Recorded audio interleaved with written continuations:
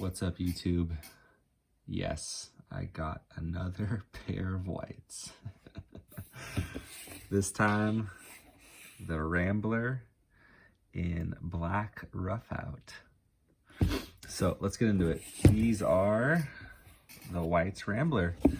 I have not been able to find another video on these, so I think this is maybe the first video on YouTube for this particular model. This is a 6-inch boot.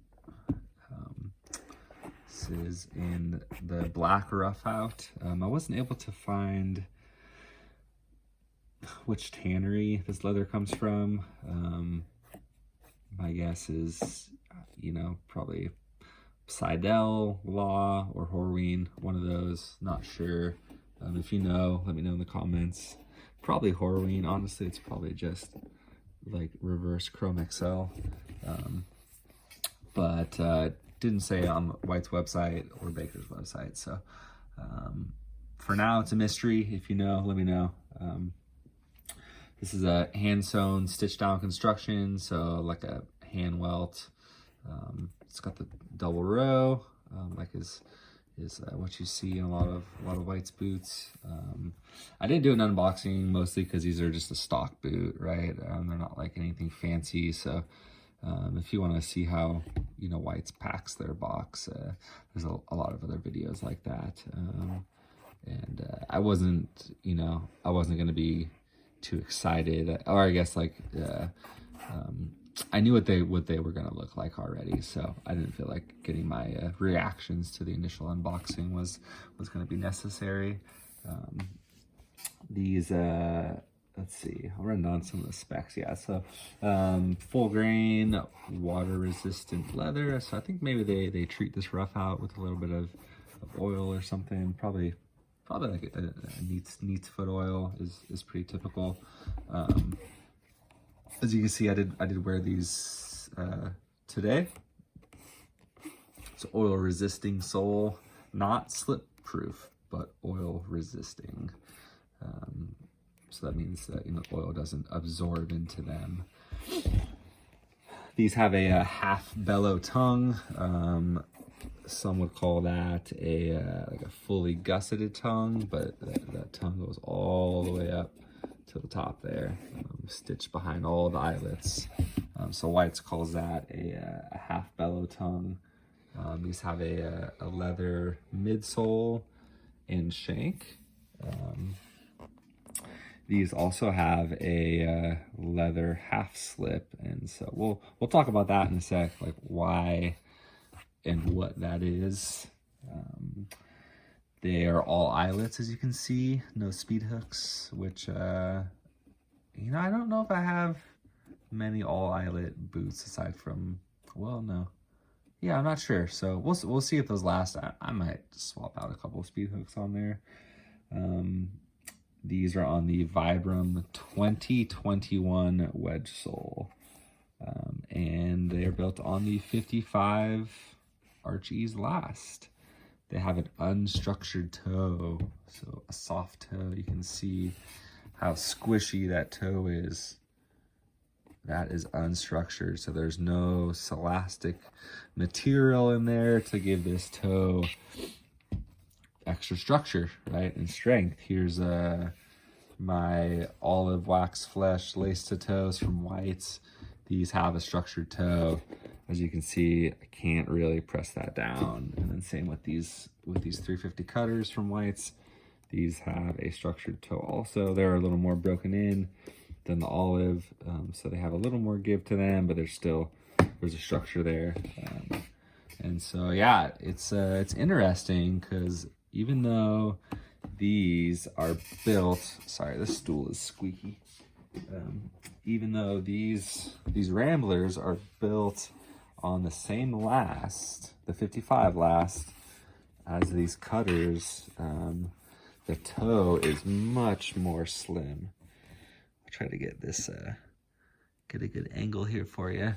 So you can see, I think, hopefully that's coming across, how much I think just a little, more bulbous that that toe is on the cutter versus on the Rambler, and there's not more volume in there, but because of that structure, it holds that toe a little bit higher. So these feel a lot slimmer already, even on the first couple wears. This toe hasn't really collapsed at all. Yeah, it's it's soft, but I mean you can feel it. It's like right on top of your toes, and some people don't like that. I don't mind it. I don't really have much of a preference either way. I don't tend to be too picky with just kind of the way they feel. If they fit, they fit, and if there's some weird rubbing, I'm not too picky about that. I feel. I mean, I think it's okay if you are. I'm not saying that you shouldn't be. So let's see. Those are the same. So same side. So both the left boot, 55 last. And yeah, you can tell they're the same last. But I think that toe is just a little more. Looks a little bigger because it's got that extra material in there. So it kicks that leather up a little bit higher, right? Let's see these. What else can I talk about? Oh yeah, so the half slip. So the half slip is this little piece right here. So here's your midsole, and then the next piece down is a half slip, and it goes from the heel to about halfway. And what that does, as you can see in this last, is there is a good amount of drop built into the last. So where you would typically have a heel, a built up heel on this boot, the heel, it drops down to the front of the toe, right? So without that, because these are on a wedge sole, and that sole is pretty flat, if you just lay that sole on the table, it just lays flat, right? So in order to get a little more height on that heel and get kind of that proper rise that this last is known for, they use that half sole or that half slip. And you can there's other reasons to add extra half slips, just for more like rigidity and support. For people who climb on their boots, like linemen, stuff like that, they're putting their weight over that shank area. These have a leather shank, by the way. But that half slip is important, can be very important for adding a rigidity to the boot. So yeah, it's pretty cool. It kind of almost, if you've seen those Vibergs, and who else has done them? I think some other. I think there's that famous Truman boot, but they build that leather wedge with the Vibram mini ripple sole on the bottom, and what that basically is a midsole and then just multiple half slips to the point where you're basically building this wedge, and then you just have that mini ripple on the bottom. So that's basically what that is, how those are built. I really like these boots. They are comfortable. They came with these kilties, and they are kind of on the shorter side. I'm not sure that I would rock them in those boots. I don't know if they necessarily fit. They also came with these Taslan laces that I think would actually look pretty good in those, but I don't know, for whatever reason, I just associate these types of laces with Red Wings and like Thorogood type boots, more like a work boot. Just in the past, I think I've had those boots, and there's nothing wrong with that, but I like either a leather lace or a cotton or a wax cotton lace on these kind of, I guess higher end Pacific Northwest boots. I just feel like the tactile nature of these laces, it just feels a little bit nicer. It feels a little more higher quality. Yeah, the kilties, not sure. Here's a quick little comparison. These are the kilties that I make. This is I guess it's not that much shorter than my kiltie. It just, I think just the squareness of it makes it look like it. And so yeah, this is my kiltie. This is if you follow me on Instagram, Nerdin with Boots, Trinity Handmade kiltie. And so I have this specific design. It's kind of that bell shape. It flares out. It goes underneath the eyelets, and it helps give you a little extra volume, and it can also protect your tongue a little bit. And I got different cuts here, but this isn't the video about my product. So, but I just wanted to do that quick comparison there of that white's kiltie. So yeah, I got some interesting things I want to try with you guys. Okay, so these are my olive wax flesh boots they're whites, but these are from a maker called well, I guess they're from a shop called Empty Garage. And these also have that half slip, as you can see, and these are on just the standard Vibram Christie wedge, which is a little heavier. So actually I have a scale here, and we're gonna find out what these boots weigh in comparison, because I'm curious. These Empty Garage boots are heavy. Let's see. So what do we got in ounces? 48. Let me see. We'll do some pounds. So 3.02 pounds for that olive wax flesh lace to toe on a Christie wedge. 3.02. And so here's the Rambler. Is 2.50. Wow, so these olive wax flesh are half a pound heavier than these Ramblers. These feel light, honestly. They really do. Let's see, this is a standard 350 cutter. Those are 2.6. So 2.6 for the 350 cutter. 3.0 for the Empty Garage, and 2.5 for the Rambler. So it's interesting that this Rambler weighs less than that standard 350 cutter.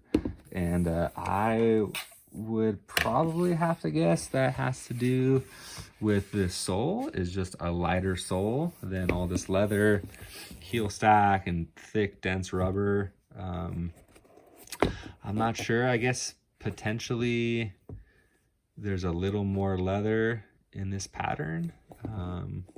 Although, I mean, you got Vamp. It's probably, I mean, pretty minuscule, I guess, actually, the amount of leather. Aside from the Empty Garage boots do have that lineman patch, and these also have the kiltie in. So there's a little more weight here on these guys. Little extra, the piping. I did cut the pull strap off these. I just thought it looked good. But yeah, these are interesting. These are half a pound heavier. So yeah, I guess you have the elastic toe material is a little different than these. The sole, but they're both a double row hand welt. They're, it's about the same, honestly. The width, the width on the cutter does look a little bit thinner, and that's something that I've noticed is on these cutters, it seems like this is a single hand welt with 2 rows, and both of these I believe are a double hand welt with 2 rows, because you can actually see and feel the separation of the 2 different welt leathers there, like the 2 different layers of it. And so I think that might make these a little bit wider, because here I got some calipers here. I'll go millimeters just because it's a little smaller, but see if I can get an accurate read here. That's going to be pretty tough to get in there.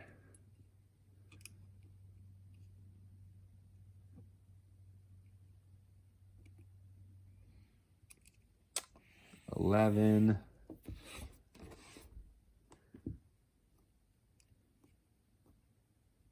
8.4.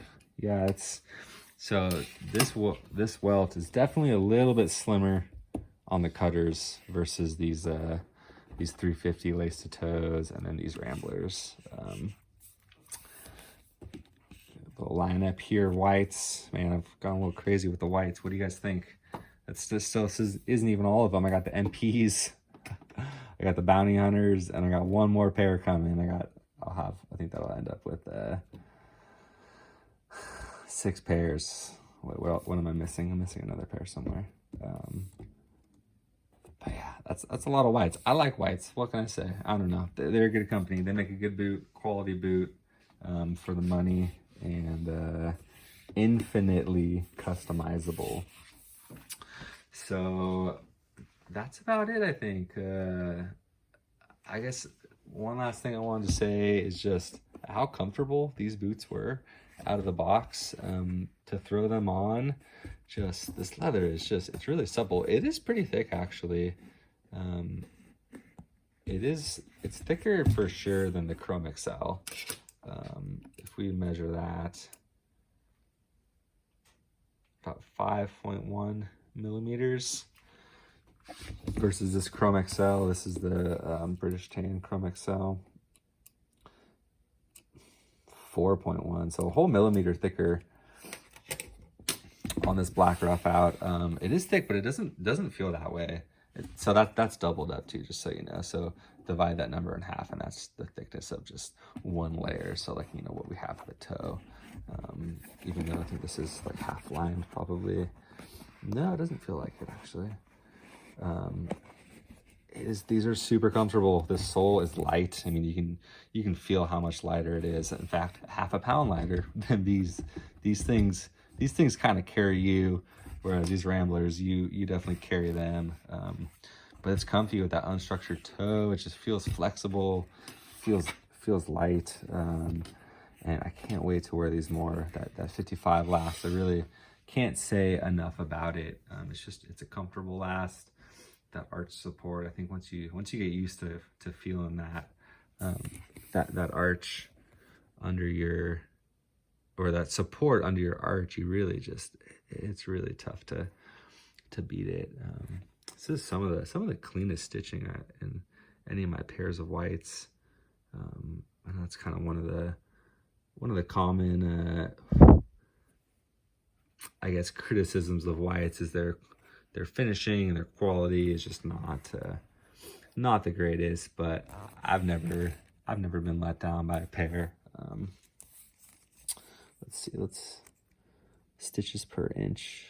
That's one thing I wanted to show you guys. So that inner row, that first row closest to the boot, it's looking like 1, 2, 3, 4, 5. So about 5 SPI. Let's see if I can get that on camera. 1, 2, 3, 4, 5. 1, 2, 3, 4, 5. Yeah, about 5 SPI, 4.5, 5 SPI. Floating there on that welt stitch, and so, you know, that's a little bit more dense than like the MPs. I don't have those on hand out here at the moment, but people joke that those look like Doc Martens stitch, and I think that's I don't really see it. I mean, I think that's kind of insulting to compare a pair of whites boots to Doc Martens. Well, I guess that's insulting too. No offense, Doc Martens, huh? But yeah, we'll leave it at that. Anyways, whites Rambler. First video on YouTube. Check these out. These are sweet boots. They're so comfy, pretty chunky, but you don't notice it when they're on. These are available in a few different leathers. I think cinnamon wax flesh, I think maybe brown wax flesh, the red dog rough out, the distressed like kind of natural rough out, and the black rough out. You can have these made, you know, if you contact Whites, you can have them made in basically any leather that Whites offers. But as far as the stock offerings go, which this boot is just the stock black rough out Rambler, that's what you'll find on their website. So check them out, either, you know, Whites directly or through Bakers. But there we go. I hope you guys like this video. It's another Jimmy rambling video. Hopefully there's some information in there and you get a good look at these boots. Until next time, I'll have another pair of whites video. I got the Stevens dress cap in the 50/50 last coming in burgundy CXL, and then I should later this month have a pretty cool pair of made to order Wescos that I've been waiting since January for. So let's hope those show up. I'll definitely do an unboxing of those Wescos because those are, you know, fully one-off, and I don't know, they might be ugly, they might be cool, it's hard to tell. You do the little boot maker thing on their website and you can go crazy. It's pretty easy probably to end up with an ugly boot, so that'll be fun. We'll catch my initial reactions on that unboxing of the Wescos. But that's it for now, guys. All right, I gotta cut it off. Take it easy.